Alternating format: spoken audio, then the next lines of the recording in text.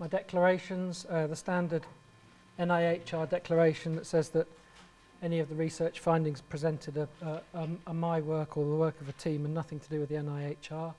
No personal declarations, but I am involved in research or have been involved in research recently funded by Astellas and Pfizer and then the other research funding bodies shown.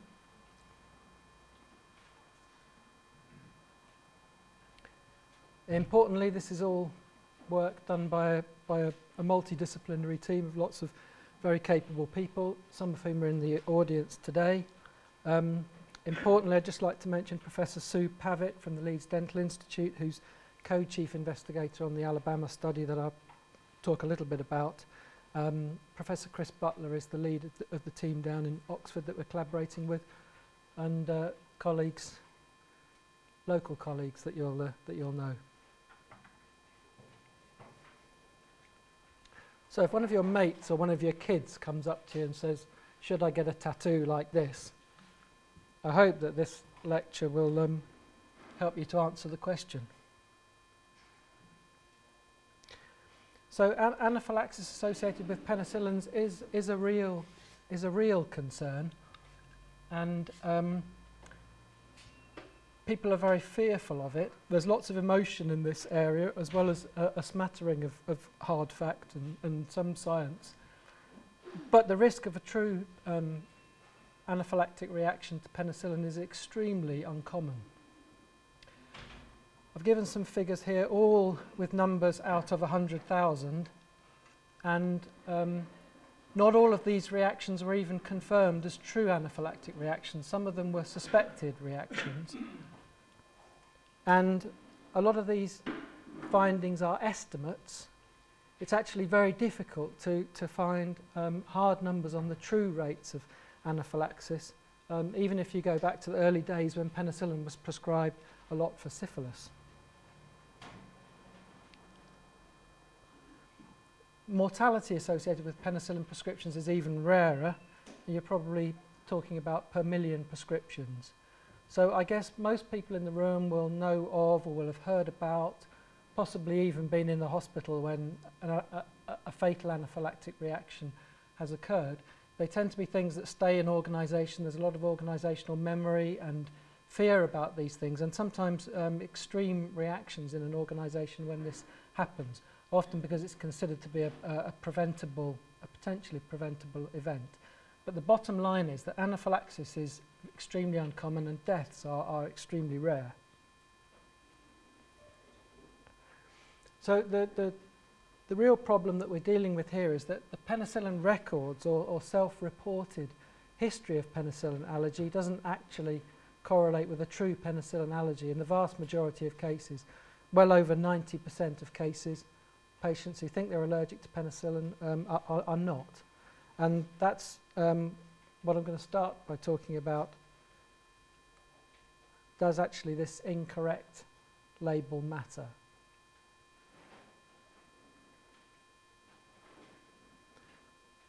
So I'm going to present some work that we did in preparation for an NIHR application to actually look at the prevalence of penicillin allergy, which is important in terms of planning services, and to actually look at its effect on health outcomes. It was designed as a cross-sectional study for the prevalence and then exact matching to look at the impact of the labels on health outcomes and on antibiotic prescribing. So System 1 is one of the electronic GP health record systems, of which there are a number in use in the country, and Research 1 is a sister research database. So consenting GP practices just feed all their data from System 1 into Research 1, and it provides a big database for analysis. So this particular project involved 2.3 million adult patients. Apologies that it is adult patients, but for some of the reasons that have already been brought up, just as antimicrobial stewardship is different in paediatrics, so is allergy. So this was a project that concentrated on adults and involved patients from 400 general practices. So the bottom line was that almost 6% prevalence of penicillin allergy records. One in 17 people. if you accept the sort of 90% of these are correct rule, then that implies 2.7 million people have got potentially incorrect penicillin allergy record labels in general practice. So that's a bit lower than the figure of 10% that's often quoted, but it's actually in line with some of the prevalence studies from the rest of the UK, and differs from studies that are hospital-based, which tend to get into the teens and sometimes the 20s in terms of prevalence. Again, consistent with some previous studies, not using such a rigorous methodology, the risk of an allergy was increased with increasing age, in Caucasian patients, female patients, and those with comorbidity. And the more comorbidities you had, then the more likely you were to have a penicillin allergy record. And risk was actually lower in areas of low index of multiple deprivation, which, if you're not familiar with IMD, is a measure of deprivation based on a number of different domains, including employment in a particular area, education, and it's a multifactorial measure used solely in the UK to indicate deprivation. And there's large variation between general practices. So basically, not all GPs are equal when it comes to dishing out penicillin allergy labels. I'm just going to spend a few moments talking about the exact matching method, not because I'm a statistician, but because it's not a method that's used very often, and these big data studies give you a great opportunity to do much more detailed statistical analysis. So here, this is trying to explain that in this 2.3 million population, there were patients with a penicillin allergy record and patients without a penicillin allergy record, and all of the things that were found in that cross-sectional study to influence the likelihood of having a penicillin allergy label are put into this exact matching model, such that somebody who's in a particular age band, who is, for example, female, of a particular ethnicity, with, say, asthma as a comorbidity, in a particular GP practice, and of a certain IMD, was then matched with all the patients without a penicillin allergy that had the same characteristics. So it's very careful matching. In a case control study that you might be familiar with, patients might be matched by age and sex. It's quite common for one or two factors to try and balance your two groups. This is like an extreme form of balancing that enables you to account very carefully for these confounding factors. And that's really what hasn't been done in previous work on penicillin allergy labels and their impact. And because older females with lots of comorbidity are more likely to have a penicillin allergy label, probably because they've been exposed to more antibiotics, unless you take those things into account, you might spuriously attribute some particular health outcome to the allergy when it's actually attributed to something else in actual fact. So, a detailed exact matching study, and the bottom line is that treatment response failure, which is represcription of a new class of an antibiotic within 28 days of an index prescription, was much more likely in patients with a penicillin allergy record. Patients were more likely to have MRSA and to die. C. diff in this wasn't statistically significant. You can see the confidence intervals are reasonably tight because of the large population, but because of the low prevalence of some of these things, that's why, for example, the MRSA confidence intervals are a little bit wider. But this amounts to 6 in 1,000 more deaths in a year in patients with a penicillin allergy record, 1 in 1,000 more patients with MRSA, and that's taking into account age, gender, and all those comorbidities. So this is the actual increase in risk in those patients. So fairly robust association between a penicillin allergy record and worse health outcomes. Now, all of these type of retrospective big data studies have got their flaws, and there may be some other factor that we haven't accounted for that accounts for the increasing mortality. But the comorbidities include things like cancer, diabetes. So I'm fairly convinced that having a penicillin allergy record is not a good thing.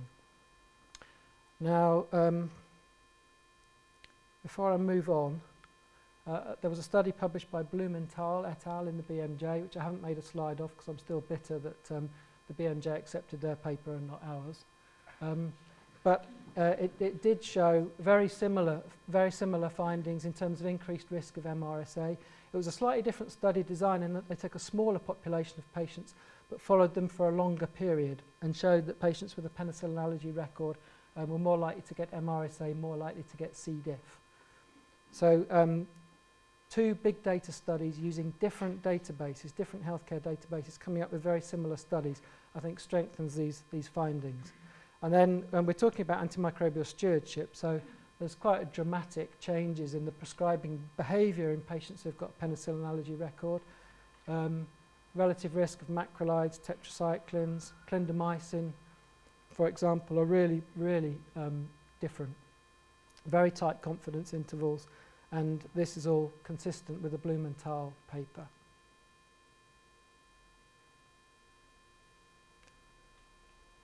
There's a couple of things in there that you might be a bit puzzled by, and I'm still a little puzzled by them. Trimethoprim and nitrofurantoin. So why is there more prescribing of trimethoprim and nitrofurantoin in patients with a penicillin allergy record? So this might be an indicator of health-seeking behaviour, in that patients who present more to their GPs asking for more antibiotics are more likely to get a penicillin allergy record. But that doesn't on its own explain why this group of patients have got a higher mortality. So something to debate later if there's time. Some different work, but carried out locally, looking at risk factors for meropenem prescribing. So this is all patients who are prescribed antibiotics in Truro, and 21,000 patients without a penicillin allergy record, 3.4 thousand patients with a penicillin allergy record, and again a multivariable analysis looking at these factors that we know can affect penicillin allergy labelling, showing that if you've got a penicillin allergy record, you're much more likely to get meropenem. And that's again taking into account female, gender, age, and notably cancer, renal disease, liver and peripheral vascular disease all increased your risk of having a meropenem prescription, which is probably not unexpected. So this is just another example using a different method of the impact of a penicillin allergy record on prescribing, and we're all concerned with trying to reduce unnecessary carbapenem use. So here's a potentially correctable reason for people getting meropenem. So I do think that these incorrect labels matter, and they are associated with worse patient outcomes, healthcare associated infection, and use of broader spectrum antibiotics. So several people have asked me, you know, why is this an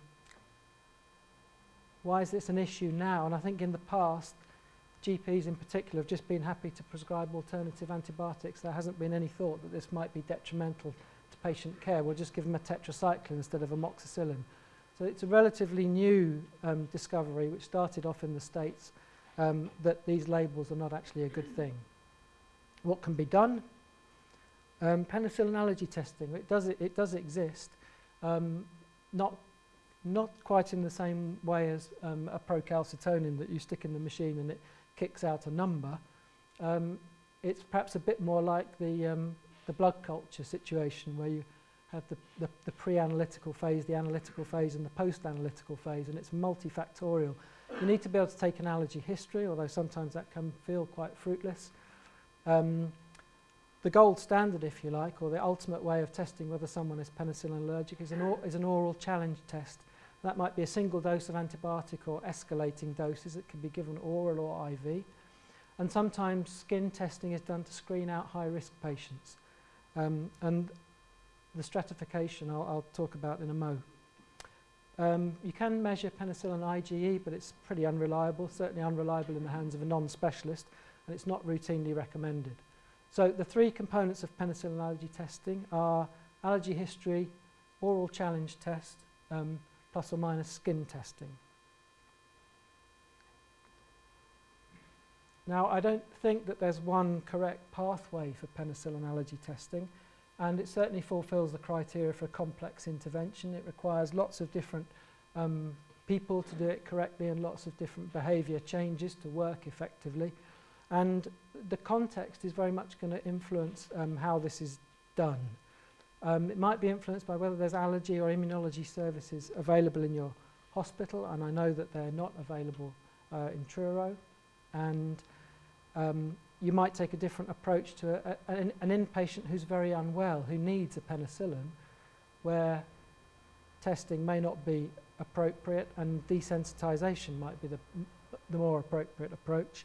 In patients with no infection, you might take another approach, and outpatients with stable comorbidity. So I'll just introduce here a little bit about the Alabama study. So this is an NIHR-funded program grant, which is about preemptively penicillin allergy testing patients in primary care. So we've already heard today that the vast majority of antibiotic prescribing occurs in primary care. So really that's a place to target your major antimicrobial stewardship interventions if you're going to have sort of national impact. So the study plans to randomise 2,000 patients to either have formal allergy testing or usual clinical care with a health outcome, which I think is different from other studies which have looked very much at antibiotic prescribing changes and economic changes. This will look and see whether delabelling somebody actually results in them doing better when they're treated for infection in a 1-year follow-up period. Quite a lot of new qualitative studies which are helpful in terms of identifying the facilitators and the barriers to introducing penicillin allergy services. And the patient perspective as well as the clinician perspective is very important to take into account here. Clinicians tend to be reluctant to change records. They're concerned about time pressures and certainly general practitioners have expressed concerns about lack of experience with testing, not knowing what the testing involves, how to interpret the results, who to refer. So there's both a knowledge and a training gap. On the plus side, there tends to be a good understanding of the complexity of the problem and therefore the need for a complex intervention to solve it, and a general sort of positive view that testing will be beneficial for patients.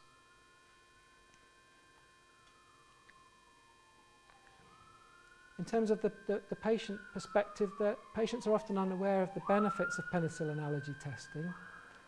So it's not something that's very well publicised or discussed with patients. And really only those who've actually had a negative experience of having a penicillin allergy label are motivated to get tested. That might be someone who has had multiple courses of antibiotics and experienced the side effects of tetracyclines and macrolides, for example. And on the plus side, patients who have been tested do tend to report benefits and a positive feedback on the testing process.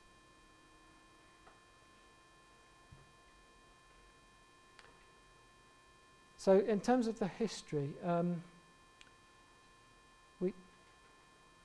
we need to get rid of patients who have got a high likelihood of a true IgE-mediated anaphylactic reaction or a severe immune-mediated reaction.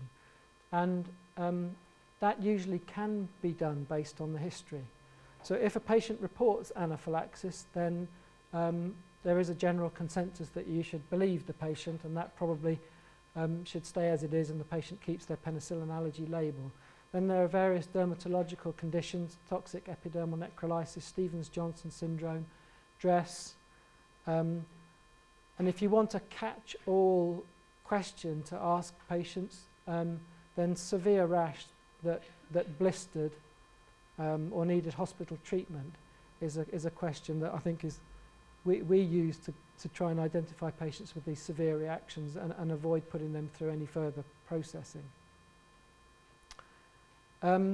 Brittle asthma and unstable coronary artery disease. This is evidence level D.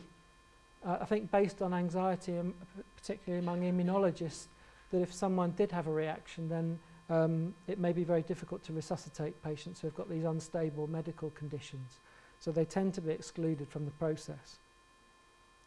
So the first part of the history is remove people with a high risk of a reaction. And this is certainly in the context of an inpatient who's not needing antibiotics, an outpatient or a patient in primary care, where you need to have a risk-averse approach, I would say. So in terms of the different pathways for testing, having excluded those high-risk patients, then you can either go to a direct oral challenge or do skin testing prior to a direct oral challenge. And that risk stratification, I wouldn't say is clearly, well, it's not clear at this moment how you do that. Different people take different approaches. So I'll talk you through this. It's a Leeds-based project led by Dr. Louise Savage. She's a consultant anaesthetist who's done a project to try and delabel patients preoperatively to enable them to have more appropriate perioperative prophylaxis. So as part of that process, 219 patients were screened. 90 patients were considered high risk. The high risk and low risk can be a bit misleading here, so bear with me, but the high risk here was patients who were deemed that would need either in that category of definite anaphylaxis or would need skin testing. A number of patients declined to participate. Some of the low risk patients were ineligible for various reasons, which left 74 patients out of that 219 who were eligible for a simplified direct oral challenge process. So the patients were assessed in pre-op clinics and then they were brought back to a specific delabeling visit, and 18 patients didn't turn up. One wasn't delabeled as a result of the process, and then 55 were delabeled, and these patients all had a direct oral challenge without skin testing. Most of those patients kept their correct record in the GP records, because it's well known that a patient's penicillin allergy record can keep reappearing however hard you try to get rid of it, as indicated by the 3 patients in the middle. And then of those, a number of patients did actually have surgery and receive a penicillin. So this indicates that it is feasible to delabel patients directly in the pre-op setting, but it also shows there's quite a lot of wastage, if you like, along the way. Similarly, direct oral challenge testing's been piloted in Australia in oncology and haematology patients. That's something that we're particularly interested in, and Neil and I have been working together with others to look at this in a UK-based project. But the criteria here, again, a little different from the Leeds criteria, but an unknown reaction, so the patient's got no knowledge of what actually happened, and it happened a long time ago. Those are patients who were considered suitable for a direct oral challenge. And then non-immune adverse drug reactions, which is what ADR stands for. Patients who just complain of nausea, vomiting, possibly mild dizziness, that kind of thing. And then MP, sorry for the abbreviations, is a maculopapular rash more than 10 years ago, or non-urticarial rash or childhood rash. So here there's a time factor. If these things happened a long time ago, then skin testing ceases to be so useful, and that's why there's a time factor there.